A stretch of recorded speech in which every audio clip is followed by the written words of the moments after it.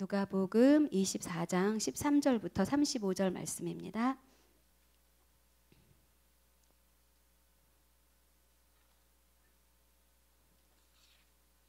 한 절씩 돌아가면서 저와 여러분이 한 절씩 읽도록 하겠습니다. 그날에 그들 중 둘이 예루살렘에서 25리 되는 엠마오라 하는 마을로 가면서 이 모든 된 일을 서로 이야기하더라. 그들이 서로 이야기하며 문의할 때에 예수께서 가까이 이르러 그들과 동행하시나 다건을 예수께서 이르시되 너희가 길 가면서 서로 주고받고 하는 이야기가 무엇이냐 하시니 두 사람이 슬픈 빛을 띠고 머물러 서더라. 당신이 예루살렘에 체류하면서도 요즘 거기서 된 일을 혼자만 알지 못하느냐. 이르시되 무슨 일이냐. 이르되 나사렛 예수의 일이니 그는 하나님과 모든 백성 앞에서 말과 일에 능하신 선지자이거늘 사형 판결에 넘겨주어 십자가에 못 박았느니라. 우리는 이 사람이 이스라엘을 속량할 자라고 바랐노라. 이뿐 아니라 이 일이 일어난 지가 사흘째요. 우리 중에 어떤 여자들이 우리로 놀라게 하였으니 이는 그들이 새벽에 무덤에 갔다가 그의 시체는 보지 못하고 와서 그가 살아나셨다 하는 천사들의 나타남을 보았다 함이라. 또 우리가 함께 한 자 중에 두어 사람이 무덤에 가 과연 여자들이 말한 바와 같음을 보았으나 예수는 보지 못하였느니라 하거늘 이르시되 미련하고 선지자들이 말한 모든 것을 마음에 더디 믿는 자들이여 그리스도가 이런 고난을 받고 자기의 영광에 들어가야 할 것이 아니냐 하시고 이에 모세와 모든 선지자의 글로 시작하여 모든 성경에 쓴 바 자기에 관한 것을 자세히 설명하시니라. 가는 마을에 가까이 가매 예수는 더 가려 하는 것 같이 하시니 그들이 강권하여 이르되 우리와 함께 유하사이다. 때가 저물어 가고 날이 이미 기울었나이다 하니 이에 그들과 함께 유하러 들어가시니라. 함께 음식 잡수실 때에 떡을 가지사 축사하시고 떼어 그들에게 주시니 그들의 눈이 밝아져 그인 줄 알아보더니 예수는 그들에게 보이지 아니하시는지라. 길에서 우리에게 말씀하시고 우리에게 성경을 풀어주실 때에 우리 속에서 마음이 뜨겁지 아니하더냐 하고 곧 그때로 일어나 예루살렘에 돌아가 보니 11 제자 및 그들과 함께한 자들이 모여 있어 말하기를 주께서 과연 살아나시고 시몬에게 보이셨다 하는지라. 다 같이 두 사람도 길에서 된 일과 예수께서 떡을 떼심으로 자기들에게 알려주신 것을 말하더라. 아멘. 좀 길었죠? 그 신앙의 여정이 마치 오늘 그 읽은 이 엠마오의 제자들의 여정과 같지 않는가 그런 생각이 듭니다. 이 엠마오의 이 이야기는 너무나 아름다운 이야기고요. 뿐만 아니라 그 이 안에 너무나 풍부한 그런 의미와 이미지들이 너무나 가득 들어있는 아주 사랑스러운 그런 이야기입니다. 여러분 그림을 이제 화가들도 많이 이 엠마오의 제자들에 관한 그런 이야기들도 많이 그렸는데 이것이 우리가 걸어가는 그런 여정을 아주 짧은 몇 절 안에 이렇게 그 짧게 줄여서 요약해서 여기에 이렇게 기록해 놓은 것이 아닌가 그런 생각이 듭니다.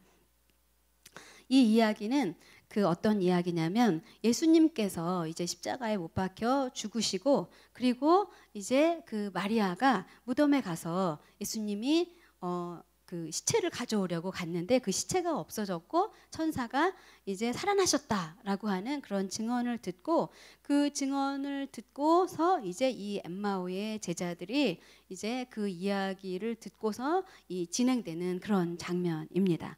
13절과 14절, 15절을 함께 읽도록 하겠습니다. 시작. 그날에 그들 중 둘이 예루살렘에서 25리 되는 엠마오라 하는 마을로 가면서 이 모든 된 일을 서로 이야기하더라. 그들이 서로 이야기하며 문의할 때에 예수께서 가까이 이르러 그들과 동행하시나. 여기 보니까 그날에 둘이 예루살렘에서 25리 되는 엠마오라 하는 마을로 갔다 이렇게 이야기를 하고 있습니다. 사도행전에 보면 제자들에게 예수님이 뭐라고 하시냐면 너희는 거기 머물러 있어라. 거기 머물러 있으면 이제 성령이 너에게 임하실 것이다. 그런 이제 내용을 이야기를 하죠. 그런데 이 제자들은 그 예루살렘으로부터 벗어나서 엠마오라 하는 마을로 이렇게 걸어가고 있는 것을 볼 수가 있습니다. 이 내용으로 봐서라도 분명히 이 제자들은, 이 사람들은, 이 두 명은 뭔가 다른 길로 가고 있는 것을 우리가 볼 수가 있죠. 25리 정도 되면 10km 정도 되는데 제가 이 티맵으로 찾아봤어요. 그랬더니 광나루역까지가 6.3km더라고요. 그러니까 10km면 한 조금 더 가야 되는 거죠. 예, 종로 3가까지는 안 되고 동대문역까지는 한 1km 정도가 더 가는 거예요. 여기 구리에서 저희 집에서 럭키 아파트에서 거기까지가 이제 그 정도 거리인 거죠. 그러니까 한참 간 거예요. 걸어서는 한참 갔는데 이 예루살렘으로 가라고 했는데 왜 엠마오로 갔을까? 엠마오라는 곳으로 갔을까? 이걸 좀 한번 생각해 봐야 될 것 같아요. 예루살렘으로 가 있어라 이렇게 얘기했을 때 그 예루살렘이라는 것은 어떤 거냐면 물론 그 도시라는 예루살렘도 말하지만 예루살렘이라고 하는 것은 주님이 늘 말씀하셨던 너희가 먼저 이제 예루살렘으로 가라라고 했는데 살렘에 머물러 있으라고 했는데 그 살렘이라는 것은 평안이라고 하는 거죠. 평안. 그런데 사실은 이 땅에 평안이 없죠. 이 예루살렘이라는 것은 새 예루살렘. 요한계시록에 나와 있는 그 새 예루살렘을 말하는 거죠. 새 예루살렘 도성. 하나님께서 우리 안에 건축하신 그 새 성전에 거기를 말하는 거죠. 거기로 우리를 이끌어 가실 참인데 이 여러 가지 의미를 이중적인 의미를 담고 있는 이 예루살렘에서 벗어나 이 제자들이 이제 엠마오로 가고 있는 것을 볼 수가 있습니다. 그러니까 이 내용으로 봐서 굉장히 슬픈 일이 앞으로 펼쳐질 것이라는 것을 우리가 상상을 할 수가 있죠. 그 엠마오라는 마을로 이제 걸어가면서 이 모든 일을 서로 이야기를 이제 하고 있어요. 서로가. 근데 서로 하는 이야기가 그 엠마오로 예루살렘으로부터 떨어져 가고 있는 이야기이기 때문에 이 이야기는 좋은 이야기 같지는 않을 거예요. 기분 좋게 하는 그런 아주 희망에 찬 그런 이야기는 아닐 것입니다. 그런데 그때 누가 오냐면 예수님께서 그들이 서로 이야기하며 문의할 때에 예수께서 가까이 이르러 그들과 동행하시나 이렇게 되어 있습니다. 이 사람들이 방향은 그 방향 하나님께서 가라고 하신 그 방향으로 가지 않는다 할지라도 거기에 예수님이 거기에 끼어드는 것을 볼 수가 있죠. 그리고 동행하는 것을 볼 수가 있습니다. 우리가 눈이 이 16절에 보면 눈이 가리워져서 그인 줄을 알아보지 못했다라고 이렇게 이야기를 하고 있는데 이 눈이 가리워졌다라고 하면서 예수님이 끼어드는데 이야기에 끼어드는데 이 성경 안에서는 그 소경에 관한 이야기가 굉장히 많이 나옵니다. 이상하게도 많은 질병을 가진 많은 사람들이 많이 있는데 뭐 피부병도 있고 여러 가지 병들이 있지만 그 많은 질병들 가운데서 눈먼 사람의 이야기가 굉장히 많이 나오죠. 그리고 몸이 마비된 사람의 이야기, 중풍병자 이런 이야기가 굉장히 많이 나와요. 그것은 우리가 눈이 가리워졌다라고 하는 거죠. 여전히 여기에서도 이 눈 가리워진 우리들에 관한 이야기를 하고 있는 것을 볼 수가 있습니다. 그래서 눈이 가리워져서 그인 줄을 알지 못했다. 그런데도 이 사람들은 계속해서 이야기를 주고받으면서 이제 가고 있는데요. 우리 16절부터 18절까지의 말씀을 한번 다 같이 읽어보도록 하겠습니다. 시작. 그들이 눈이 가리워져서 그인 줄 알아보지 못하거늘 예수께서 이르시되 너희가 길 가면서 서로 주고받고 하는 이야기가 무엇이냐 하시니 두 사람이 슬픈 빛을 띠고 머물러 서 있더라. 그 한 사람이 글로바라 하는 자가 대답하여 이르되 당신이 예루살렘에 체류하면서도 요즘 거기서 된 일을 혼자만 알지 못하느냐. 예, 여기 보니까 그 눈이 가리워져서 알아보지 못했다라는 이야기가 나오고 17절에 보니까 서로 이야기를 막 주고받으면서 이야기를 하죠. 그런데 이 두 사람의 얼굴빛이 슬픈 빛을 띠고 있다라고 이렇게 이야기를 합니다. 그런데 그 슬픈 빛을 띤 그 원인이 어디에 나와 있냐면 19절, 20절, 21절에 나와 있어요. 이들이 이렇게 생각했기 때문에 이 사람들은 슬프고 절망적이고 두려웠을 수밖에 없는 거죠. 19절부터 21절까지 한번 읽겠습니다. 시작.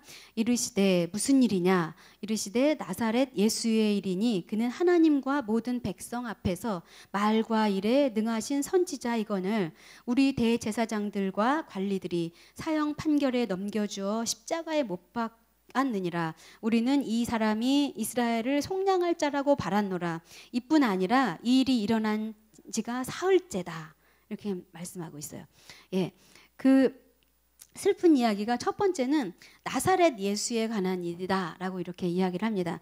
이 나사렛 예수에 관한 일이다 라고 설명을 하면서 뭐 호칭이라든지 이런 거 아무것도 없어요. 나사렛 예수에 관한 일이다. 그리고 그는 하나님과 모든 백성 앞에서 말과 일에 대해서 굉장히 탁월한 선지자였다 라고 이렇게 이야기를 합니다. 이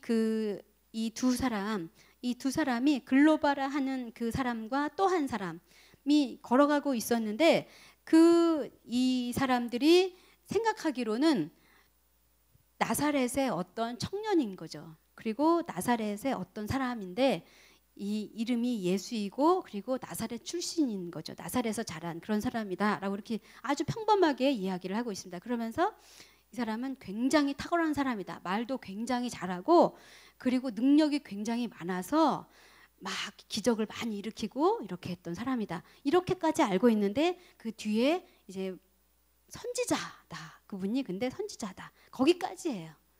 예. 이분에 대한 또 다른 설명이 없습니다. 아주 그 나사렛 예수이고 능력 있는 사람이고 선지자다. 여기까지. 예. 그 다음에 다른 설명은 십자가에 못 박혀서 죽었다. 너무 어이없이 죽었다. 그 내용과 그 다음에 21절에는 우리는 사실 이 사람이 이스라엘을 그 식민지 속국에서 정치적으로 구원해 줄 줄로 알았다. 그런데 그것은커녕 너무 쉽게 죽고 벌써 죽은 지 사흘째나 됐다. 근데 아무 일도 일어나지 않고 있다. 이 내용들이 이 3절의 내용이 그 글로바와 함께 두 사람이 걸어갔을 때 아주 슬프고 절망을 느끼고 두려워했던 바로 그 이유입니다. 그리고 이 눈이 가리워진 사람들이 또한 이런 특징을 가지고 있다라고 하는 것을 이 설명을 통하여 알려주고 있습니다. 그런데 우리가 다 알고 있는 이야기죠. 이 이야기들이 뿐만 아니라 이제 22절부터 24절까지 보면 어떤 여인네들이 가서 무덤에 가서 봤더니 이 예수님이 다시 살아나셨다라고 천사들을 통해서 그렇게 전해줬다. 이런 이야기까지 들었어요. 그러니까 이 두 사람이 들어야 될 모든 이야기들은 어쩌면 다 들었죠. 그리고 이것은 전부 다 무슨 이야기냐면 아주 이 유대 이스라엘 이 모든 나라에서 모든 사람들이 다 듣고 있는 아주 그런 이야기인 것을 알 수가 있습니다. 이 정도는 우리도 다 알 수가 있죠. 여러분, 저는 이 말씀을 준비하면서 나는 예수님에 관하여 뭐라고 얘기를 할 수 있을까라는 생각이 들었습니다. 이것은 마치 종이를 그냥 있는 그대로 보는 것과 같은 거죠. 그런데 만약에 매직 아이로 본다라고 한다면 이 그림이 도드라져서 보이면서 그 속의 내용들이 입체적으로 보이게 되죠. 마치 3D 안경을 낀 것처럼 그렇게 보이게 되죠. 근데 사실은 우리의 신앙생활이 어떤가 한번 생각해 볼 필요가 있는 것 같습니다. 우리는 마치 눈이 가려지지 않은 사람이다. 나는 눈이 밝아져 있는 사람이다 라는 생각을 늘 우리가 하고 있는 것 같아요. 우리는 모든 것이 정상이고 그리고 우리는 교회를 다니고 있고 매일 예배를 드리고 있기 때문에 당연히 우리는 소경이 아니다 이렇게 생각할 것 같은데 여러분의 신앙생활 속에서 예수 그리스도를 어떻게 그리고 있는가를 한번 생각해 보시기 바랍니다.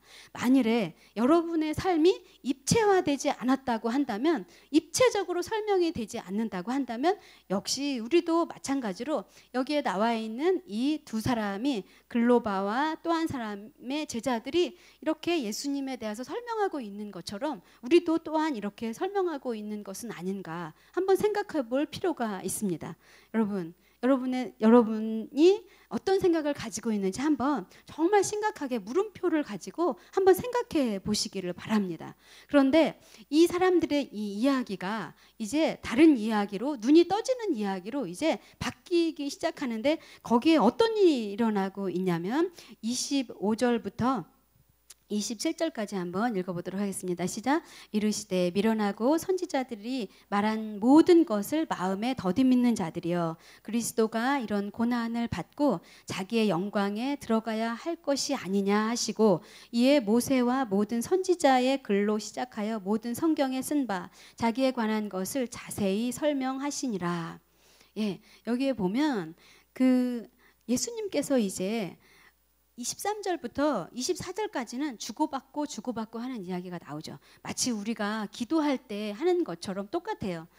서로 막 이야기를 하다가 이 이야기는 도대체가 풀어지지 않는 문제다. 그래서 어떻게 하냐면 그것을 가지고 이제 주님께 질문을 하죠. 그리고 또 주님도 우리에게 질문을 하죠. 이게 질문거리인지 아닌지 모르지만 우리가 잠잠히 머물러 있을 때 주님께서 우리에게 질문을 하십니다. 너는 그것을 어떻게 생각하느냐? 너는 이 일에 대해서 네 의견은 어떠냐? 그리고 너는 이 일을 어떻게 했으면 좋겠냐? 내가 너에게 어떻게 해주랴? 라고 하면서 우리에게 질문을 해오실 때 우리가 비로소 내 문제가 이거였구나 라는 생각을 하게 됩니다. 그래서 이 그 엠마오의 이 제자들이 계속해서 이야기한다라는 이야기가 계속 나와요. 서로 이야기했다. 그리고 예수님이 어느 사이에 끼어들어서 또 예수님이 이야기했다. 그래서 셋이서 또 막 이야기했다. 이런 이야기가 계속 나옵니다. 이것은 바로 우리의 기도에 점점 더 깊어지는 기도의 깊이를 말하고 있는 것 같습니다. 여러분, 우리가 이러한 인생길을 걸어갈 때, 신앙의 길을 걸어갈 때 여러분 신앙이 조금씩 하나님과의 대화의 깊이가 깊어지면서, 그리고 그 대화의 더 깊은 단계로 주님을 초대하고 계십니까? 여러분 그렇게 초대하시기를 바랍니다. 내 이야기만 막 하지 마시고 잠시 또 머물러 있다가 듣고, 또 여러분 이야기만 막 쏟아놓고 훌쩍 떠나버리지 마시고 잠잠히 머물러서 주님이 오늘 내가 이렇게 막 쏟아놓은 이야기에 대해서 주님은 어떻게 생각하시는지 그 이야기를 또 들으시고, 그래서 주고받고 이게 기도가 아니겠습니까? 이렇게 하면서 기도가 깊어졌을 때 주님이 드디어 하고 싶은 이야기를 하고 있는 거죠. 미련하고 선지자들이 말한 모든 것을 마음에 더디 믿는 자들이여. 예, 더 참을 수가 없죠. 이제 더디 믿는다라고 하면서 아직도 너 그거 모르겠니? 내가 이렇게 설명을 해줄 건데 아직도 모르겠어? 이렇게 질문을 하고 있죠. 그래서 이 하나씩 설명을 하고 있죠. 19절과 20절과 21절에 이렇게 세 가지에 대해서 의문을 가지고 있던 부분에 대해서 25, 26, 27절에 하나씩 설명해 주고 있는 것을 볼 수가 있습니다. 더디 믿는다. 그 마리아에게 얘기를 해줬는데 네가 믿지 않는구나 이렇게 지적을 해주시고, 그리고 그 십자가에 못 박혀서 죽었다 이렇게 얘기를 하니까 너는 모르겠니? 그리스도가 이런 고난을 받고 자기 영광에 들어가야 되는데, 그 단계까지 가야 되는데 아직 그걸 모르겠니? 하고 하면서 그것을 다시 더 깊은 그 이제 차원으로 설명을 해주시죠. 그 다음에 맨 마지막에 아주 클라이막스를 설명해 주시는데 27절이죠. 이에 모세와 모든 선지자의 글로 시작하여 모든 성경에 쓴 바 자기에 관한 것을 자세히 설명하니라. 예, 예수님이 모세와 모든 선지자의 글로 시작하여 모든 성경에 쓴 바 자기에 관한 모든 것을 자세히 설명하여 기록하고 있다라고 이렇게 이야기를 합니다. 예, 모세에 관한 글은 어떤 것입니까? 모세오경 앞에 창세기부터 출애굽기 신명기까지 다 설명을 해주시고, 그 다음에 선지자의 글은 뭔가요? 그 뒤부터 이제 이사야, 예레미야에서 대선지서, 소선지서까지 쫙 다 설명을 해주시고, 또 이제 성경에 쓴 바 자기에 관한 모든 것을 다 설명을 해주셨다라고 이렇게 이야기를 합니다. 우리가 창세기부터 그 신명기까지 보면 거기에 모든 것이 다 예수 그리스도에 관한 것을 상징적으로 모형적으로 설명을 해주셨죠. 그리고 이제 그 욥기, 시편, 잠언 이런 것들을 보면, 아가서 이런 것들을 보면 하나님과 깊이 있게 교제하고 난 다음에 그 묵상했던 그런 내용들을 다 시적으로 다 표현한 것들입니다. 그러니까 그런 모든 것들도 다 그리스도에 관한 그런 내용들이죠. 그리고 선지자, 대선지서부터 소선지서까지 전부 다 또 그분이 오실 거다, 그분이 오실 거다라고 하면서 계속 얘기를 해주시는 거예요. 그래서 그 이사야서 40장부터 66장까지는 정말 알 수가 없어요. 거기는 정말 그 이사야가 어떻게 그 예수 그리스도에 관한 이야기들을 어떻게 그렇게 본듯이 이야기를 하는지, 그것은 그 히브리서 우리 11장에 믿음의 장에 표현된 그 믿음의 모든 사람들이, 아브라함은 그 능력을 예수 그리스도를 생각하여 참았다, 이런 식으로 표현을 하고 있어요.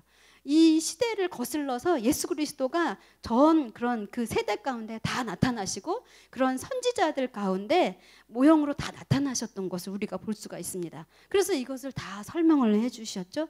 자세히 설명을 해주는 가운데 이제 어떻게 했냐면 마을에 가까이 다가왔는데 주님이 이걸 설명을 계속 해주시니까 그 다음에 이 이야기에 이제 빨려 들어가게 됐죠. 그러면서 29절에 강건하여 이르되 우리 집에 함께 유하자, 이렇게 할 때 때가 저물어 가고 이미 기울었나이다, 이렇게 하면서 이제 그 유하러 들어가시는 것을 볼 수가 있습니다. 예수님이 그 집에 이제 유하러 들어가시는 것을 볼 수가 있죠. 유하러 들어갔을 때 무슨 일이 있냐면 거기서 떡을 떼고 축사하시고 그 다음에 떼어 그들에게 주셨어요. 그때 무슨 일이 일어났냐면 눈이 밝아지는 일이 일어나게 된 거죠. 여러분, 그 주님이 우리와 함께 동행하시려고 찾아오십니다. 모든 사람들 가운데 다 그렇게 하셨어요. 그렇게 하셨는데 동행하시려고 찾아왔는데 그때 우리가 정말 해야 될 일이 있는데 이것은 바로 주님을 강권하여 데려오는 것입니다. 우리가 주님을 강권하여 붙잡는 것입니다. 가나안 여자가 그렇게 했던 것처럼 우리가 해야 되는 것은 강권하여 주님을 붙잡는 것입니다. 여러분, 결정적인 순간에 주님을 붙잡아야 하는 것이죠. 여기서 이제 이 제자들이 이 설명을 들으니까 이분이시다 싶은 거죠. 붙잡는데 그때 이게 다가 아니라 더 깊은 데로 들어가서 음식을 잡수실 때 떡을 떼어 축사하셨다라고 이렇게 이야기를 합니다. 축사하셨다, 떡을 떼어 축사하셨다라는 이야기가 나오니까, 축사하셨다라는 이야기가 나오면서 눈이 밝아졌다라고 이렇게 연결이 되는 것을 볼 수가 있습니다. 떡을 떼는 순간 눈이 밝아지고 주님이신 것을 알아본 거죠. 그러면서 예수는 그들에게 보이지 아니하셨다라고 이렇게 이야기를 해요. 눈이 밝아지는 순간 또 예수님은 없어져요. 사라져요. 도대체 이게 왜 이러는 겁니까? 떡을 먹고 눈이 밝아지고 예수님은 사라지고. 떡에 관한 이야기가 신명기에도 나오죠. 그리고 그 떡상을 차려놓은 그 모세의 그 성막 안에 그 떡상이 또 이렇게 있는 것을 볼 수가 있죠. 떡은 바로 말씀을 의미하고 떡은 바로 그 계속해서 광야에서 내렸던 그 만나를 의미하죠. 만나는 곧 그리스도의 몸을 의미하는 것입니다. 여러분, 우리가 이 그리스도의 떡 그리고 이 그리스도의 말씀, 이 만나에 참여하는 것, 이것이 굉장히 중요한 것을 볼 수가 있죠. 예수님이 자기 몸을 찢어서 우리에게 주시며 우리에게 그 몸에 참여하도록 우리를 우리를 그렇게 그 몸으로 우리를 초대하실 때 우리가 그 떡을 받아 먹고 우리의 눈이 밝아지는 거죠. 저는 이 말씀을 보면서 어떤 생각이 드냐면 32절에 우리 속에서 마음이 뜨겁다 이렇게 이야기를 했는데 그 생각이 들었어요. 아담과 하와가 결혼한 장면. 예, 옆구리가 찢어져서 옆구리에서 갈비뼈를 빼고 그 다음에 하와랑 결혼을 시키죠. 연합. 이것을 가르쳐 주시고 또 호세아서에도 가면 내가 너와 결혼하겠다 이런 말씀이 나옵니다. 계속해서 결혼에 관한 이야기가 나오죠. 우리가 주님과 결혼하는 것이 바로 이 말씀, 이 떡에 참여하는 것이고 그리고 우리가 말씀으로 주님의 그 몸 안으로 들어가는 것, 이것이 바로 연합이 아닌가 그런 생각이 듭니다. 우리가 이렇게 될 때 우리 속에서 마음이 뜨겁지 아니하냐. 그래서 우리는 그리스도의 영이 우리 안에 들어왔기 때문에 예수가 보이지가 않게 되는 거죠. 우리 안에 그리스도의 영, 예수가 아니라 그런 육체적인 예수가 아니라 이제는 예수가 그리스도가 돼서 우리 안에 메시아가 돼서 우리 안에 거하시게 된 거죠. 그것이 바로 우리가 주님의 떡, 주님의 살과 피를 먹은 사건, 바로 이것이 그 사건이 아닌가 그런 생각이 듭니다. 여러분, 주님과 연합이 이루어질 때 우리 속에서 이러한 가슴이, 마음이 뜨거워지는 이러한 일, 말씀이 우리 속에 들어와졌을 때 우리가 그 연합하는 일이 일어나게 되는 거죠. 그러면서 이제 그 33절과 35절에 보면 11 제자가 이제 이런 일이 일어났다 이렇게 이야기를 하고, 35절에 보면 떡을 떼심으로 자기들에게 알려지신 것을 말하더라 라고 이렇게 이야기를 합니다. 예, 여기 보면 34절에 말하기를, 35절에 말하더라 이렇게 이야기를 합니다. 우리가 이 하나님이 우리 안에 거하셔서 우리 속이 뜨거워진 것을 경험하고 예수의 영이 우리 속에 들어와서 사는 것을 경험하게 되었을 때 우리는 비로소 말을 할 수 있게 되는 거죠. 말을 하지 않고서는 견딜 수 없는 그런 삶이 우리가 되는 것이 아닌가 이런 생각이 듭니다. 여러분, 그렇기 때문에 우리가 증언자의 삶을 살게 되는 거죠. 여러분, 그렇게 사시기를 바랍니다. 여러분, 저는 한 가지 이제 지난번에 제가 이 청소년에 관한 이야기를 했는데요. 제가 말씀드렸던 그 청소년이 있었죠. 영화 감독이 되겠다고 했던 그 청소년이 있었는데, 이제 집이 가난한 관계로 이 유치원 선생님을 먼저 한 다음에 그런 다음에 자기가 돈을 벌어서 이제 감독이 돼야 되겠다, 영화 감독이 돼야 되겠다 이런 생각을 했었는데, 그 친구가 지난주에 저에게 신문을 이렇게 스크랩을 해서 그 이제 카톡으로 보냈어요. 그래서 봤더니 조선일보인데 그 친구가 글을 계속 썼더라고요. 근데 정말 제가 가서 본 적이 있었는데 그 길이 정말 형편이 없어요. 그 글이. 그런데 그 글이 너무 형편이 없는데도 내용도 너무 빈약하고 그 이제 구성도 너무 연약한 거예요. 그런데도 믿음은 충만했어요. 그래서 자기는 이 글이 누군가에게는 발탁이 될 것이다 이런 믿음을 가지고 있더라고요. 그런데 내용이 너무 약간 조잡하다라는 생각이 들어서 제가 긴 얘기는 하지 않고 이 이야기 참 잘했는데 조금만 더 보강을 했으면 좋겠다 이런 이야기를 제가 했는데, 그 친구가 그 이야기를 계속 수정을 했던 모양이에요. 그래서 그 수정한 것을 신문에 아마 투고를 했던 것 같아요. 그래서 그 청소년 글쓰기 대회에서 조선일보에서 했던 그거 대회에 그 친구가 거기에 그 상을 받은 거예요. 그래서 깜짝 놀라서 봤는데, 처음에는 제가 아무 생각 없이 보다가 정말 이분은 기적이다 이런 생각이 들면서 이 친구가 이 떡을 받아 먹고 말씀을 받아 먹고, 그리고 말씀이 이 안에서 정말 살아 움직이고 있구나, 정말 역동적으로 움직이고 있구나 라는 그런 생각이 들었습니다. 그래서 이 친구가 이 떡을 이 두 제자들처럼 예수님께서 떡을 떼심으로 자기들에게 알려지신 것을 말하더라, 말하지 않고는 견딜 수 없는 그런 상태가 됐구나, 계속해서 믿음으로 이 친구를 통하여 일하고 있구나 라는 그런 생각이 들었습니다.